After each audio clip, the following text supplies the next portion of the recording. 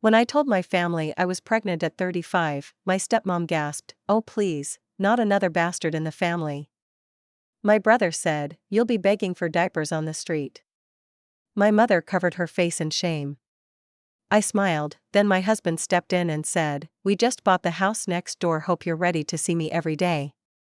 I'll never forget the moment I sat down at my mother's kitchen table, staring across at the people who were supposed to love and support me. It should have been a celebration, me, finally pregnant with my first child after so many years of thinking it might never happen. But no. Instead, it felt like I was walking into a battlefield. My name's Charlotte. I'm 35 years old, recently remarried, and very much in love with my husband, Daniel.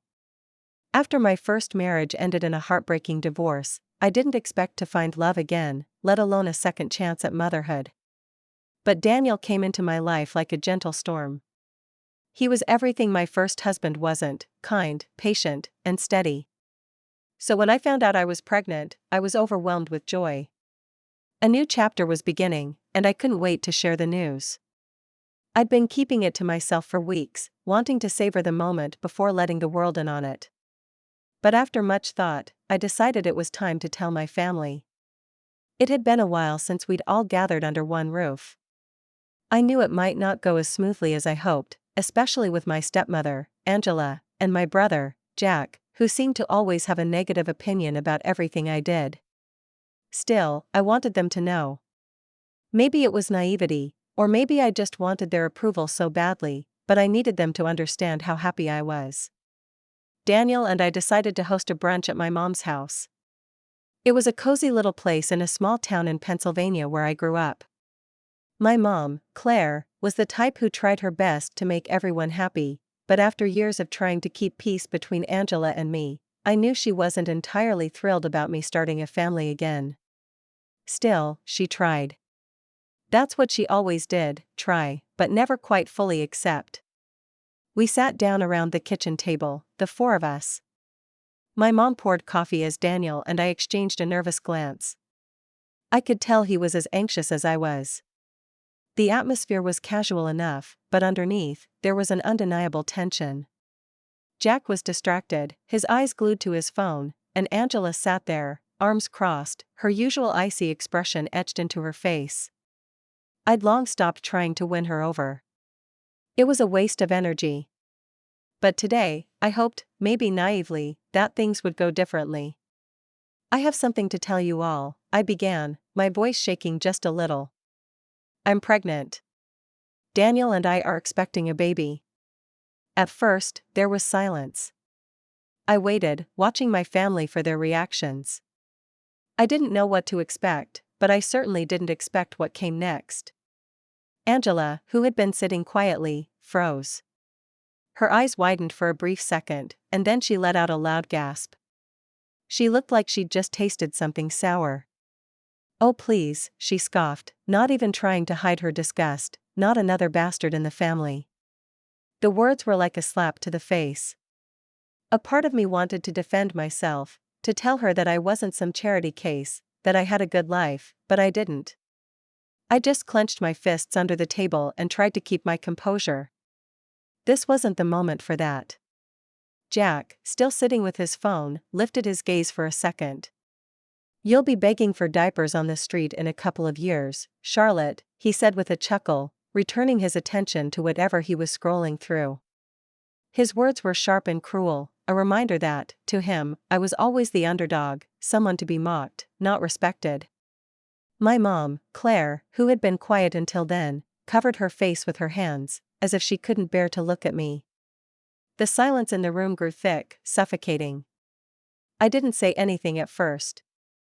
I had hoped for more, a hug, some tears of joy, or at least a smile. But instead, I was met with judgment. My own mother, the person I had always longed to gain approval from, was ashamed of me. I didn't know what I had expected, but this certainly wasn't it.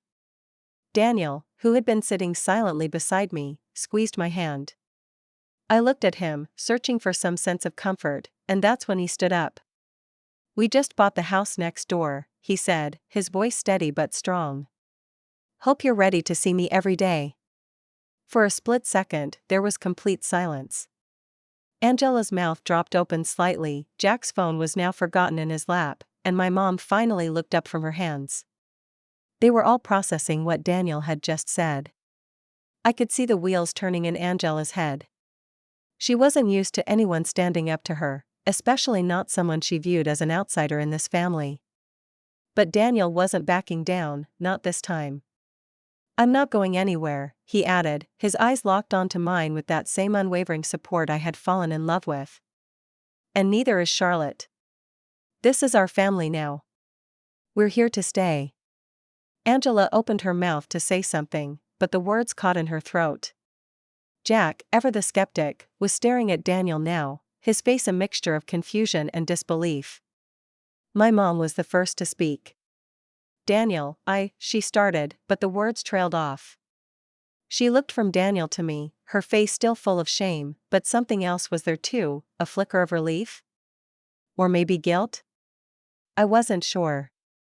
I leaned back in my chair, finally able to breathe. For the first time in years, I didn't feel like I had to justify my choices. I wasn't begging for their approval anymore. I wasn't some failure to be pitied. I was creating my own life, a life I was proud of. I had a husband who loved me, a baby on the way, and a future I was excited to build. Angela's eyes narrowed. "This is ridiculous," she muttered under her breath, but I could tell her facade was cracking. Maybe she hadn't expected me to stand my ground. Maybe she thought I'd crumble under her judgment. But I didn't. I wasn't that person anymore.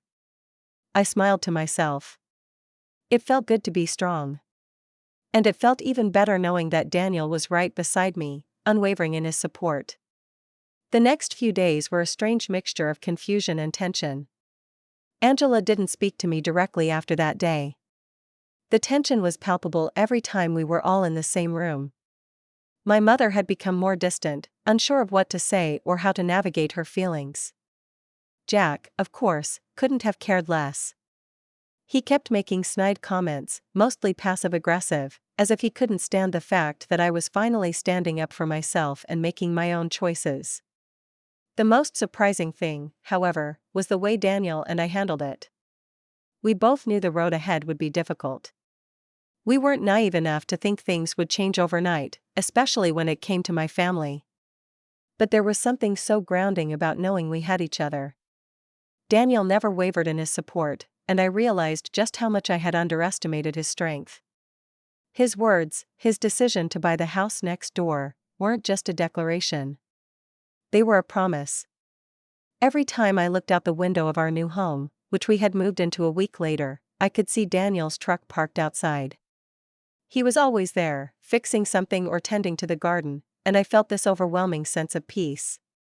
It wasn't the type of peace that came from pretending everything was okay, it was the type that came from knowing we had built something real, something worth protecting. But as much as I tried to focus on the positive, the shadows of my family's disapproval lingered. One afternoon, I found myself standing in the living room, looking at our new house. It was beautiful, just big enough for a family, but not overly extravagant. The backyard was perfect for a baby to run around in, and I could already picture the nursery I was going to decorate. But in the back of my mind, I kept thinking about Angela's comment. Another bastard in the family.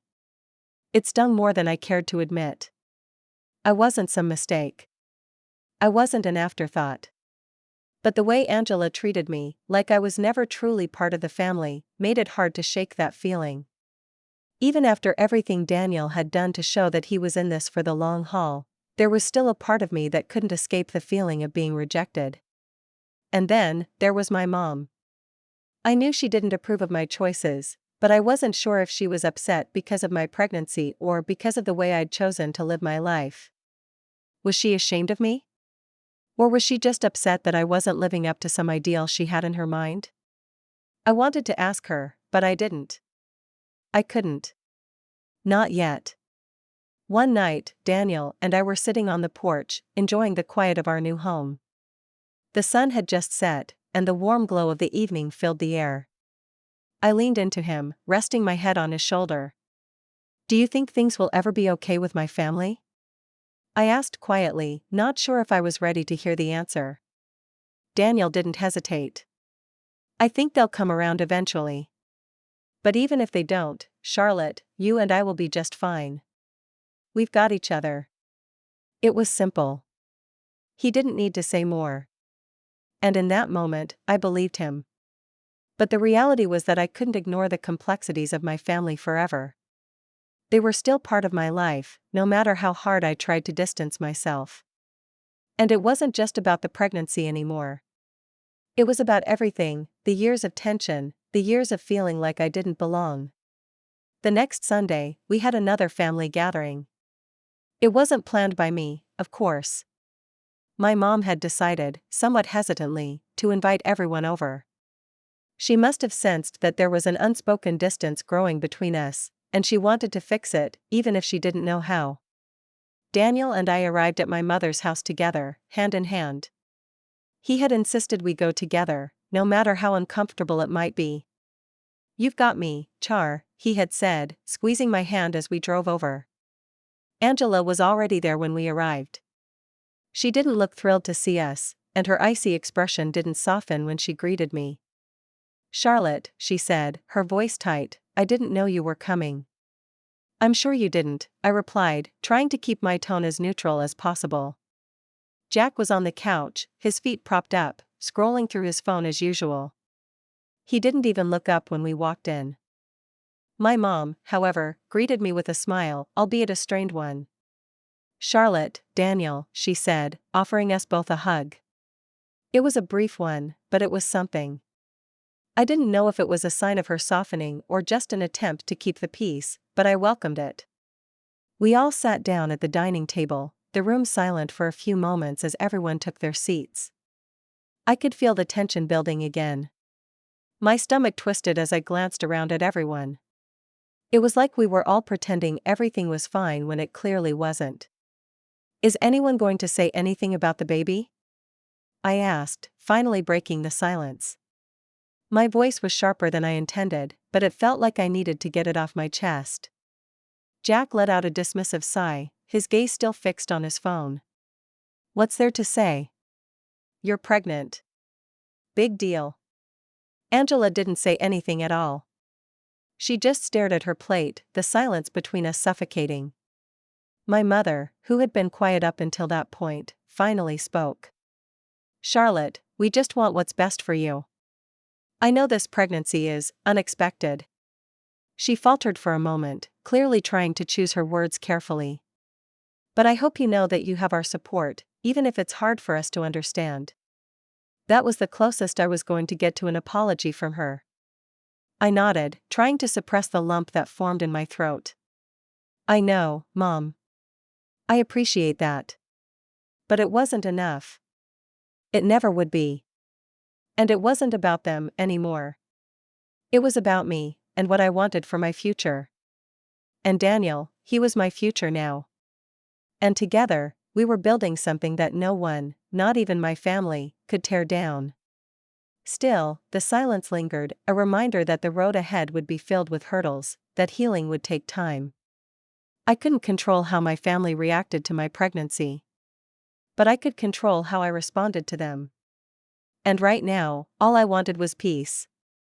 I had already made my decision. I wasn't going to let them ruin this for me. The weeks dragged on after that awkward family gathering. My mother would occasionally call, trying to bridge the gap, but there was still an undeniable distance between us. Angela remained cold, and Jack's comments became more infrequent, though no less biting. It was as if they couldn't accept the idea of me being happy with the life I was creating. Still, despite all their efforts to bring me down, I couldn't help but feel like I was on the verge of something that would finally set me free from their judgment. Daniel was my anchor. He kept me grounded when my family's negativity threatened to pull me under. He'd suggest quiet walks around our new house, hand in hand, to remind me that I wasn't alone. The house next door, which we had bought as our first step towards a future together, became our sanctuary. We painted the walls, planted flowers in the front yard, and set up a nursery. Every little thing we did in that house felt like a small victory. It wasn't just about having a new home, It was about building something that was ours, free from the toxicity that had always clouded my relationships with my family. But I couldn't entirely escape them. I still had to face them at family events, at my mother's house, and even in the small town where we lived. The tension simmered under every interaction, but I was no longer the person who would retreat into herself and apologize for my choices. I was no longer the one who needed their approval. If they couldn't accept my happiness, then that was their problem. The real change came when I realized that they weren't just rejecting my pregnancy. They were rejecting me. They'd spent years dismissing my worth, and I was done letting them do it. It was one cold November evening when my chance for payback came. I was a few months into my pregnancy now, and Danielle and I had been steadily working on turning our new house into a home. The pregnancy had been relatively smooth, and I was starting to glow with the happiness of what was to come. But my family hadn't changed. They were still indifferent at best, cruel at worst. The last straw came when I heard that Angela had made another comment about my pregnancy behind my back. She'd told a neighbor of my father's that I was just another disappointment. My brother had laughed along with her, furthering her judgment. I didn't let it slide this time. I decided to take control of the situation, to finally show them that I was no longer their punching bag. It was time to show them that, despite their cruelty, I was living a life they would never be able to tear down. And I had the perfect way to do it. We were having another family gathering at my mother's house. It had been several weeks since the last one, and I'd been avoiding any major interaction with them. But when my mother called to invite me, I decided this time I was going to make a statement. I called Daniel and told him what I had in mind. He didn't need to ask twice. The plan was simple but effective. We would attend the gathering, yes. But this time I was going to make sure my family saw exactly what they were rejecting, and that I was fine without their approval. We arrived at my mother's house, and as usual, the tension was immediate. Angela barely acknowledged us. Jack grunted a quick greeting, barely taking his eyes off his phone. My mother, still trying to smooth things over, smiled thinly but said nothing of any real substance. We ate the meal in uncomfortable silence, with the occasional awkward comment from Jack and more cold indifference from Angela. But then, as we were all finishing dessert, I stood up. I didn't announce anything, I didn't make a speech. I simply made my way to the living room and turned on the television. The rest of the family followed, curious, though still avoiding eye contact with me. I switched on the news, which had a segment running about recent property sales in the area. I waited until they started showing images of the homes that had sold in the neighborhood. Then, as the screen showed an image of the house next door, the one Daniel and I had bought, I casually leaned back in my chair, taking a sip of my wine. "And that's our new home," I said, my voice nonchalant, almost casual. The family's reaction was instantaneous. Jack nearly choked on his drink. My mother's eyes widened, and Angela froze in place, her fork halfway to her mouth. I could see the gears in their heads turning, their realization dawning. It was the perfect moment of revenge. "We've done a lot of work to it already," I continued, my tone steady. "It's been great, so peaceful. We've even planted a small garden, started getting things ready for the baby. It's a nice feeling to finally be somewhere we can call our own." Angela's face turned a shade of red I'd never seen before. She opened her mouth to say something, but the words never came. Jack simply stared at me, his smirk gone, replaced by the realization that his sister was no longer the one he could mock or dismiss. And my mother, well, she looked like she was trying to hold back a flood of emotions. Angela began, but stopped herself, realizing the absurdity of whatever she had been about to say. "I know it's a bit of a change," I said, looking directly at her, "but Danielle and I are happy. It's been the right choice for us." I let the silence fill the room, allowing the weight of my words to sink in. This was my revenge, not through cruelty, but through success. They thought they could mock me and treat me like I was a disappointment, that I'd never amount to anything. But here I was, living my life, building something beautiful, and thriving without their approval. As the evening wore on, the atmosphere shifted. Angela, though still visibly uncomfortable, didn't say anything else. Jack was uncharacteristically quiet, not daring to make any more sarcastic remarks. My mom, on the other hand, looked like she had a lot to think about. I could tell she was processing everything, the life I had built without them, without their constant judgment.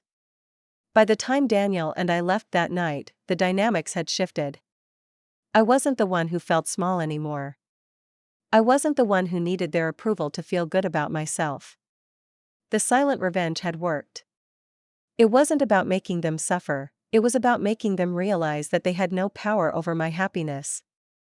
The weeks that followed were quieter. Angela and Jack didn't make as many appearances at my mom's house. They stayed away from us, at least physically. But the emotional distance between us was palpable. They could no longer hold the same grip over me. And when my baby was born, a beautiful girl we named Emma, everything changed. My mom, though still cautious, began to visit more often, slowly learning to embrace the family she had tried so hard to control. Angela? Well, she showed up to meet Emma, but I could tell her pride had been bruised. She had no choice but to accept that I was not the disappointment she once believed I was. And Jack? He became more distant, unsure of how to relate to me now that I had stood up for myself. He'd never liked me, but after the way I'd handled things, he seemed to realize he wasn't going to have the same power over me anymore. For the first time, I felt free.